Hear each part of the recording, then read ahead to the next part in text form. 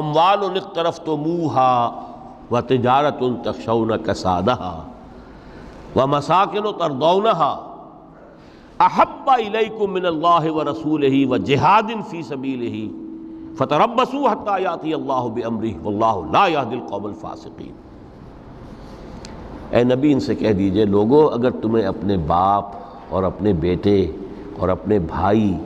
اور اپنی بیویاں یا بیویوں کے لیے شوہر اور اپنے رشتہ دار اور وہ مال جو تم نے بڑی محنت سے جمع کیے ہیں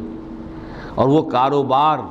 جن کی کساد کا تمہیں اندیشہ رہتا ہے کہیں مندہ نہ ہو جائے،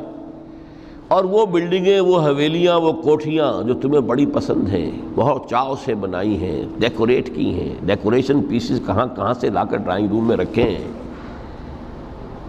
اگر یہ 8 چیزیں محبوب تر ہیں اللہ سے اور اس کے رسول سے اور اس کی راہ میں جہاد سے،